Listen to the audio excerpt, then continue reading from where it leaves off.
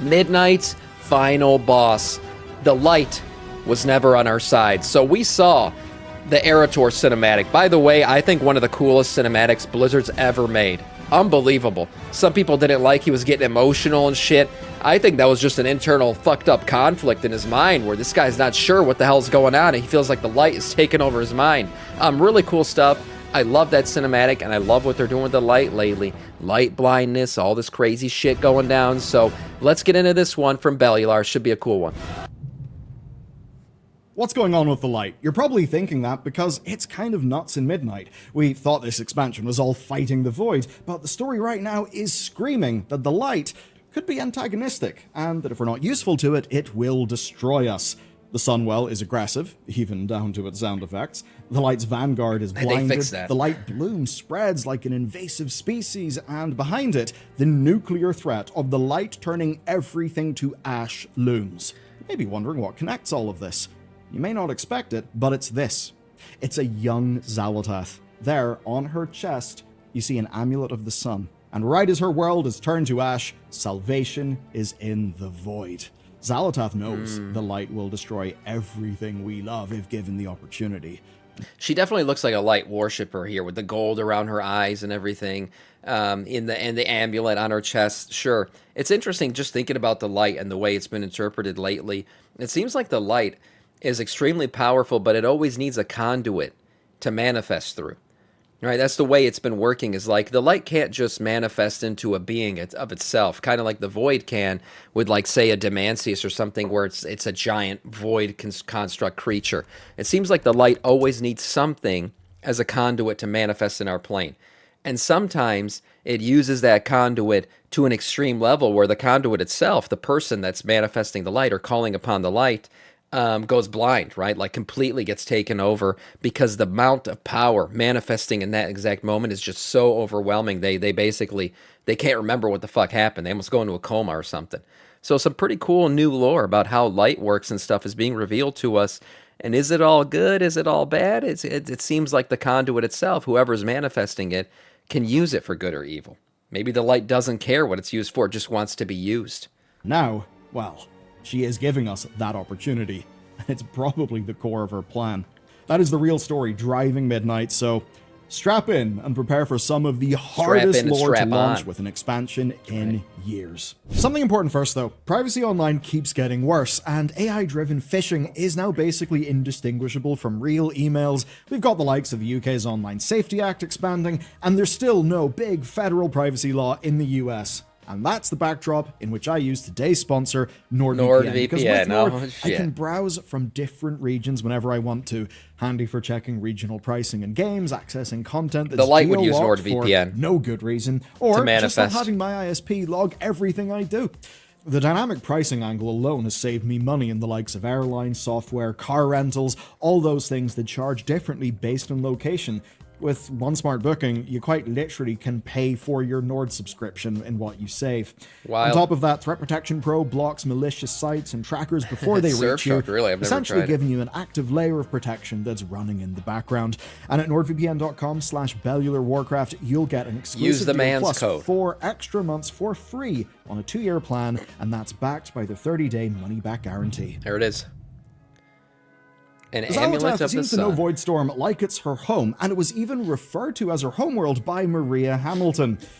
I didn't realize this, but when we went to Voidstorm, I thought that was like just a floating rock in space. You guys remember this moment, like in stream. And then I looked out into the distance, and this is what you see, and I was like, oh shit, we're not on a floating rock, we're on a planet. Like, this is an entire planet here. What the hell? Is this the planet? And then I realized, oh, this is a planet from the cinematic, probably. This is where Xal'atath's homeworld. That's what this is. That's at least what's left of it.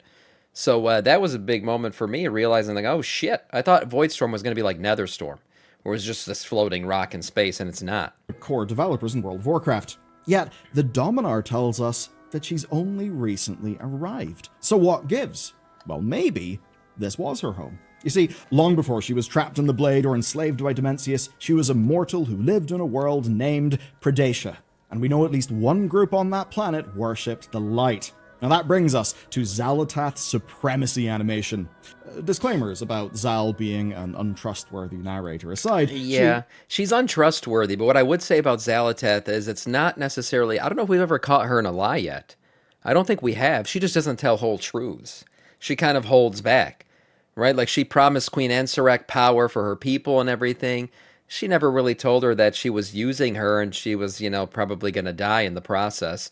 She just said, hey, I'm going to make you powerful. And she did. She made her relevant. She made her a fucking raid boss, powerful enough for us to have to deal with her. So there you go. Another thing Xal'atath, talked about helping Illyria and, Locust Walker, right, defeat Demancius. And she helped us do that, but she did. She did help us defeat Demancius. She just left out the part where she was going to suck him off at the very end into the, the Dark Heart. Right, so she hasn't, I don't know if we've ever caught Xal'atath necessarily just flat out lying. She just doesn't always tell us her full intentions. Tell Salhadar that she was once immortal, and then we see... I think she's low-key not a bad guy. I think she's like the Silver Surfer. Yeah, I've mentioned before many times that she was the Silver Surfer from Fantastic Four, although I think she's a bit more twisted than him. Because she's very selfish. She's talked about her own survival many times. The Silver Surfer was trying to save his people and everything. There was that whole thing. So he was more of like in servitude, trying to unselfishly save others, whereas she's just trying to save herself for the most part. Eggsy says, so the light is an invading a host. I don't know if you've ever seen the movie Annihilation, but it's like an alien force that takes over areas exactly like the light bloom does, right down to turning things and people into plants. The forcible look is the same too. Interesting. Oh, Jesus. Interesting. That I have not seen, but it wouldn't be the first time Blizzard's taken inspiration from other movies. No, it was fucking... I feel like Avatar's shown up all over the place, although Avatar was inspired by WoW. Zangamarsh and everything came out before Avatar ever did, just saying. Same with Nagrand, Floating Mountains. This little girl, look at her eyes. They are golden.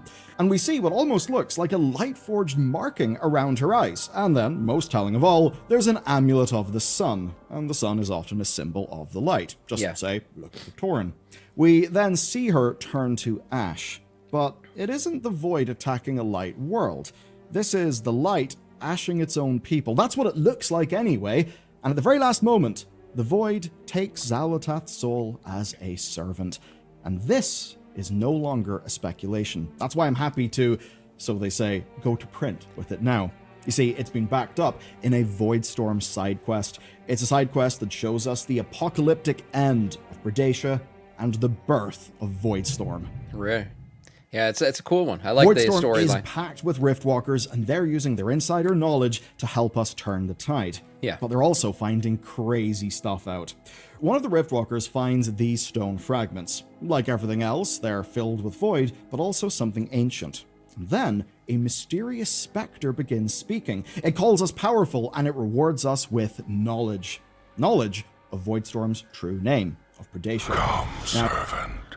We have a realm to destroy. Pay one, thank you for the follow, man. Welcome to our Scourge. I thought Voidstorm as a zone was okay. I wasn't that interested in like its aesthetic. It was the least, aesthetically pleasing of all the new zones that we got. I think it felt like an updated Netherstorm. Somebody mentioned it was like the Maw and Netherstorm fucked and had a baby, and that was a Voidstorm. I would say that's a pretty good description of it.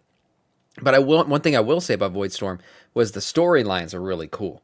The story beats were really cool. I thought Decimus was a really cool character. And all of these stories about this side shit going on with the Void, interestingly enough, and everything, I thought there's some really good story tropes going down in this zone. We follow this voice. We find more runestones, and as we do, we get a history lesson. It was a planet of civilizations and empires. Quote, the cities we built, the untold grandeur, the cities in the sky. That's how the stone reads. They sound like an advanced civilization, and with advancement comes, well, weapons of mass destruction. They talk about the first strike, of city after city falling, and an endless war. And we find out that during this period... Sounds like what's about to happen with us. Fuck. Yep, we're all gonna die. They ask someone called Akinunti, I believe, to build a weapon so powerful it would end all wars. He obliged, and it worked. It worked too well. War did end, but it ended because all life was wiped from the planet. Now, we don't know if Interesting. it was a weapon of the light, but the way Akanuti talks about it certainly gives that impression. He calls it beautiful, and once it was unleashed, he says it was unstoppable. So, we've got two things. Young Xal'atath being turned to ash, and this guy claiming that he destroyed the world of Predata. Now, to confirm that these events are linked, we actually have to talk with Arator. Okay, everything turned to Here's where this ash. thread starts. The light responds to Liadrin's prayer and it sends reinforcements. That's the start of this expansion.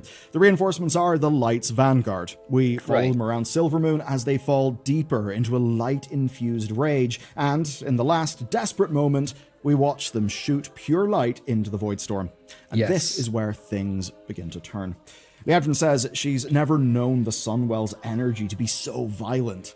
And if you go and stand... Yeah, this is a whole storyline right now. It's like the violence of the light, right? We've always seen the light as being like this very pure and whimsical thing, and it heals us and all this shit.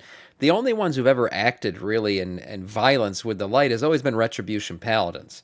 And no, I'm not talking about just about the violence in their Discord and how they just fucking drop that shit every time they get nerfed, but the violence in the game of the light and using it. And Alonza's Foul talks about that in the cinematic, right? With God, what the fuck, lady, God, why can't I remember her name right now? Anyways, the fucking paladin, a blood elf chick. Anyways, they're talking, and he's talking about how they, cloak their, feelings in armor and head out in retribution and all that shit and vengeance and using the light in that way. That's the only time we've ever seen the light used violently. Yeah, Lady Liadrin. I don't know why I couldn't remember her name. But then this comes up with the sunwell and the aggression that the sunwell has right now. And if you notice, entire time you're walking around Silvermoon, there's all these conversations about how they're expending so many resources to feed the sunwell right now. Like, it's got this hunger to it, and it constantly has to be fed. Hunger, violent, it kind of sounds voidy, doesn't it? A little bit? Maybe the light and the void aren't so different after all. Yeah, just saying. That's one thing that's been going through my mind here. As they say, like, soldiers are literally dropping from exhaustion from feeding the sunwell right now, and how they're just churning through their light soldiers. It's an interesting storyline going on right now. The sunwell right now, it will kill your character. The Vanguard themselves are so extreme that they quickly look like an occupying army. They demand everything Silvermoon has to be sacrificed to the sunwell. Perhaps a worthy endeavor in the eyes of the light, but Lorthamar knows that if they lose everything they're fighting for, then what's the point in fighting? He's worried about protecting his people from their own saviors. And amidst all that chaos, Arator finds himself tempted by the light blindness. I love it. A rage comes over him, and the light gives him the power he needs to shred the void. And that's when we get Arator's immolation cinematic. We see the rage, but we also see the aftermath. Arator realized the energy that just flooded his body. Right, like, just picture this cinematic, right? That how crazy this fight was, the violence in the fight, when he's, using his weapons and they're glowing with the light and the ash and the sparks are just flying everywhere. All the shit going down. And then contrast what was happening here with the Anduin cinematic from Battle for Azeroth, where he's calling down the light and the music's happening and everything's glittery around them and all that shit. Two uses of the light that are very stark contrast. I mean, this one, he's just fucking raging at the end, so much so that his armor was all charred up and burnt at the very end. And then you got Anduin, he was crying and the light's coming down. Both are the same power, both being used in two very different ways. The energy that just flooded his body could destroy everything he loves. We quite literally see how it burns him. Then Xal'atath taunts him, saying that in his darkest moment, when he needed the light the most, his light will turn to wrath, and that all that will be left is ashes. Is Xal'atath speaking from experience? Because the final scene of immolation is a direct mirror to Xal'atath being turned to ash in supremacy. Here's a comparison I hadn't thought about that. On the screen. Hopeless, abandoned. Oh shit, he's kind of right. And she does say, all that'll be left is ash. Turning to ash. We don't know for 100% sure that it was the light that burned Xal'atath, but given all of these connections, all of these parallels, it does seem like that's Blizzard's implication. And of course, Xal'atath would know the consequences because she's experienced them. That was the beginning of her journey, and when the Void Tendril descended, it took whatever was left of her soul and made it a servant.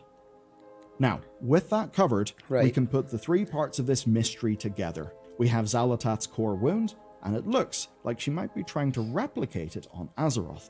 And to understand why ashing the surface of Azeroth with the light would actually be a good thing for Xal'atath, we need to look at the light bloom, and for that, we need to see what the zones are actually telling us.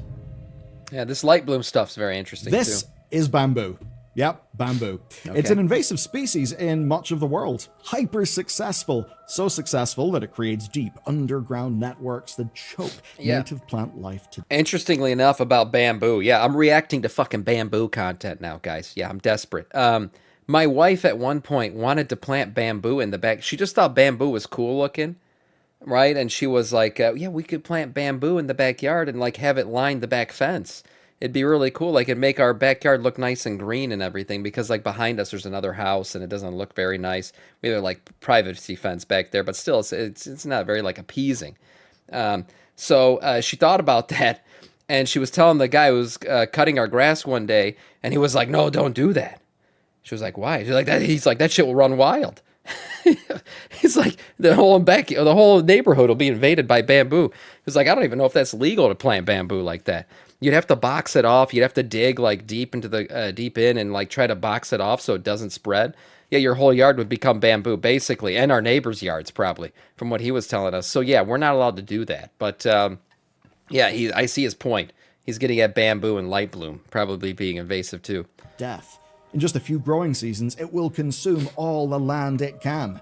And this is the light bloom, a phenomenon that acts like an invasive species in Quel'Thalas. Hyper successful, it creates deep light-infused networks that choke the native plant life to death. And we see how in just a few days it has consumed much of Eversong. So, what are Blizzard telling us with this?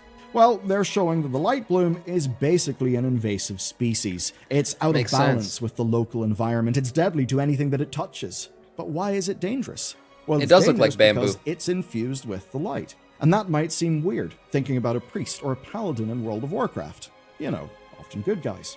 But we're being shown here what the light is like when it's concentrated into an area. When it's super concentrated, it dominates. With the sunwell getting as powerful as it has, with all the light that we're pouring into it, we see that the light bloom around it gets even more fierce. We see it bind nature and force it to seek growth unending. That is the light bloom, and it's more than just a fun new environment. It is in fact key to Xal'atath's plan. In our questing, Halduran follows Orwayna to Harundar, where they discover the light bloom originates from the roots of the world tree Shaladrasil.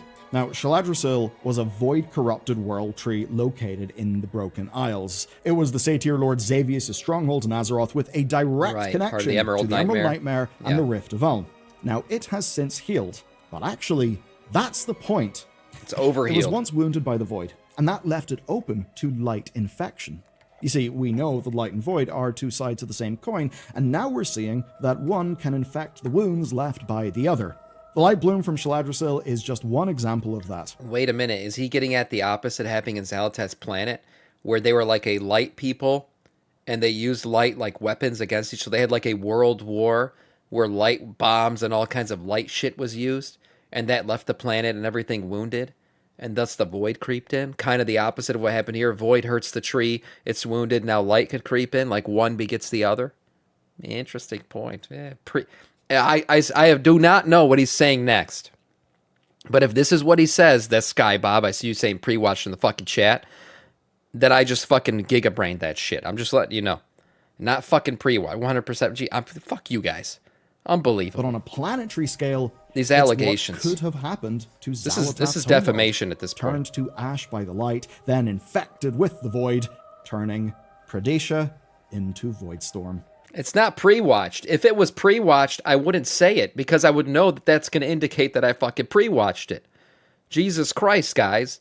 Of course he says it 2 seconds after I said it. Yeah, okay. I fucking pre-watched. Unbelievable. And if we put the three parts of the puzzle together... Why can't I just get credit for understanding the fucking lore? Why can't I just get fucking credit? For once, why can't you guys just all sit in the chat, fucking jerking off and talking shit about me? Unbelievable. It seems clear. Xal'atath tells us she's immortal, and we see her turn to ash. Then, Akintunde tells us that he wiped Predata near clean of life, leaving it a fresh wound, of course, Unreal. for the void to infect, driving the few surviving creatures toward eating and growing and consuming. It's a great point by Then we Valular, have Arator being told by Xal'atath that when he needs it most, the light will turn everything to ash. The simple math is that this all happened on Predata, and what we're discovering is that it's basically Xal'atath's core wound, the thing that propelled her to eventually become the character we see today. So the big question is Xal'atath setting up the sunwell as some kind of light nuke to ash Quel'Thalas, to ash the world? If her goal is to take the planet, then she sure has a very relevant example in what happened to her own homeworld, and perhaps she's rerunning that playbook. So right now, we think that we're actually fucking up Xal'atath's plan by using a giant light beam bomb to blast her back, when in fact maybe this is what she wants, because by using all this light power and kind of damaging the planet in the process, we're going to open it up to the void. It's a good plan. Shit. We're always 2 steps behind. But for that to be use another. Not you. Death Thank you Knight. for the gifted subs, man. 5 gifters. Thank you, man. I appreciate that. Congratulations to all of our Death Knights of our Scourge. Thank you so much for the 5 gifted subs, Not you. I appreciate that, man. True, we have to be doing things You have like, so many say, subs here. I running appreciate around the that. place, finding light artifacts to power up the sunwell as much as is possible, sacrificing everything we have to make it more powerful. And that's actually exactly what we do in the main storyline of the Midnight expansion. So, let's see how this is playing out on the bleeding edge of the campaign. Light-blinded Armageddon. At the end of the Eversong leveling chain, Turalyon flies into a light-blind rage and tries to kill Zul'Jan. Arator jumps in the middle and does get himself hurt. He survives, but he realizes Turalyon had totally lost control and could no longer be counted on. Then him and Alonsis Fowl go on an adventure to realize that light users need a grounded conviction in order to keep the light's aggressive nature basically under I like this wraps, quest. This basically is my handled. favorite quest. Things like Uther's healing kit, Chrome's smithing hammer. We then fly to the Scarlet Monastery for a quick lesson on what happens if you don't stay grounded. Right. Then we go onward to Blackrock, where we recount Turalyon's battle against Doomhammer and realize that having unresolved trauma does in fact let the worst aspects of the light thrive. Yeah, I thought this was really cool. This cutscene in Blackrock Depths was a good one, because it really did. It gave you like that light blind moment. This is a legendary moment in Azerothian history. It is. This is one, the statue's still there. We've seen it many times before. If you played classic WoW, you remember seeing this and be like, oh shit, what's this about? So going there and experiencing it again in this cinematic moment, I thought was really cool. And then Arator bringing back the shield. I thought this whole quest line was nice. I enjoyed it for a lot of time. What did I say? I don't know what you're talking about. Makes a lot of sense for Turalyon, and it makes a lot of sense for the Scarlet Crusade, given everything that the humans of Lordaeron went through. Arator and Fowl then represent both control and balance in the light, and they've somewhat figured out how to give it to others. But outside of Liadrin keeping mostly cool-headed, we see the Light's Vanguard are getting themselves whipped up into a storm of righteous fury. And that's exactly what we face head-on in Nexus Point Zenith, where Lothraxion, a long-time loyal Lightforged Nathrezim, turns on us. Why? Well, because the Light demanded action so radical. I'm sure everyone's played through the quest line. Monkey, thank you for the follow, man. Welcome to our Scourge. I appreciate that follow. I don't think he's dead. Okay, spoiler for anyone who hasn't played through the entirety of the quest line yet. If you're not level 90, what the fuck you doing? But anyone who hasn't played through this yet, Lothraxion, we fuck him up at the very end, supposedly dead. I don't believe it. I don't think Lothraxion, he's a fucking Dreadlord playing with the light. He's a Nathrezim. I don't trust shit that the Nathrezim say, okay? This guy fucking just dies all out of nowhere. It's almost like an off-screen death. He just literally dies at the end of a dungeon. Come on. Yeah, thanks for the spoiler, Sam. No problem. So, I don't think he's dead. I think he's coming back in some way, shape, or form. This is a Dreadlord that understands the light. That's a very important thing. All these Dreadlords infiltrating all these different magics, Lothraxion knowing how the light works, very valuable to the Nathrezim. I don't think he's dead. That we refuse He to died. I follow know, through. but I don't think he's Just dead. thought, well, you are not in alignment with what the Light wants. Maybe someone's going to res him. I have no idea. Therefore, you're now basically my enemy. But it actually goes further than that. He's so full of righteous rage that By the way, yeah, he's a Nathrezim, so his soul fucking goes back to the Nether, wherever the fuck these guys go. I'm pretty sure it's the Nether. So we got demons going back to the Twisting Leather. Nathrezim, like we know their soul goes up, I'm pretty sure it goes. It could go to the Twisting Nether, but like even Sire Denathrius, right? We killed him. His soul is now in Remornia, captured and taken back by the Dreadlords. So we know their souls don't necessarily go to the, soul engine that was the afterlife and all this other shit. It goes somewhere else. So he could be brought back, just saying. He wants to blow up the Nexus Core, which would destroy his enemies, but it would also destroy Silvermoon. He was essentially willing to sacrifice the Blood Elf lands, and maybe them as a people, for dealing with this Void-related problem. And that's essentially the problem. The ends justify the means for him. Now, during the fight, Lothrax... What is the Twisting Nether, really? I thought it was the Void, the Twisting... No, the Void and the Twisting Nether are two different things. The Twisting Nether is almost like a space between the Void and the light and the dimensions. It's just a mix of amalgamation of messed up, uncontrollable power. That's kind of what it is. It sits between those things. Now, you can see it like on the big chart of all the fucking powers in the universe. You got the light and the void on the opposite ends, and then you got, I believe, the Fel/Twisting Nether, and then Arcane. So just like how Arcane sits over here, which is like perfect order, you got the Twisting Nether and the Fel, which is like disorder. They're equal and opposites of each other. So you could think of it that way. It's like it sits like in a weird spot between the light and the void and all that other shit. So now, yeah, the Twisting Nether is not the void. No, they're two different things. Ian proclaims that the light will cleanse our world, and as he goes down, he promises that we will see it happen. Now that's just like our Arcane sits closer to the light side of things, and the Twisting Nether/Fel sits closer to the void side of things. It's much more chaotic magic. Yes. The light almost speaking through him. Remember just how taken he is by this stage. And with that, it's fairly clear that the light has a plan for us. And later on, near the pinnacle of the Void Spire, we see some of the Light's Vanguard's most powerful paladins go into a full light-blind rage because they think we are unworthy allies. So this is not the end of the light-blind storyline. We have killed a few big light-blind characters, but Turalyon's light-blind arc feels unresolved, and there are way more light players waiting in the wings. Like, as an example, the Arathi, who have promised to turn up. And remember, we have been warned that we probably won't like them whenever they do. Bringing it all in then, the Light Emperor. Clear that this story will dominate one of Midnight's patches. Blizzard did say this expansion is the big clash between Light and Void. We know what Void's plan is, we know the Xal'atath stuff, so where's the Light in this? I would say it's currently getting itself twisted in circles, trying to empower the sunwell, and few are questioning if that is the right thing to do. And that brings us to the questions that will dominate the rest of Midnight's lore. Is Xal'atath getting us to empower the sunwell so that she can use its power? That certainly would be a Xal'atath move. She's been powering up the likes of the Dark Hearts as just one of the main things she does for a long time. Then there's another question. Does the Light know that it could be being played by Xal'atath? Ooh. Does the Light have its own scheme behind the scenes that'll explode into a patch, maybe 11.1 or 11.2? Is the Light truly being antagonistic, or is Xal'atath just playing us all for fools?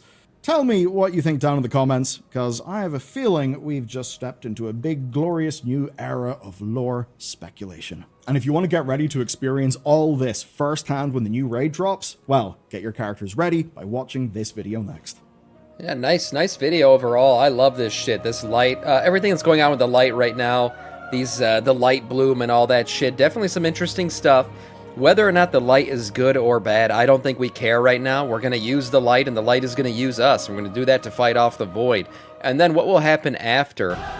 Jesus Christ! Talk about a fucking bloom explosion there. Basically, what happens after that, after we fight off the void and everything, is we're gonna have to deal with the fact that only the light is really left on our planet as a power source. I don't know what the fuck's gonna happen with the void after it's all gone, or we've defeated Xal'atath. But that's probably where this other side of Azeroth, Light Emperor shit is going to kick off, maybe. And then we got to deal with the light in some way, shape, or form at that point. But overall, really cool video. We'll see what happens with the lore. Nice one from Bellular.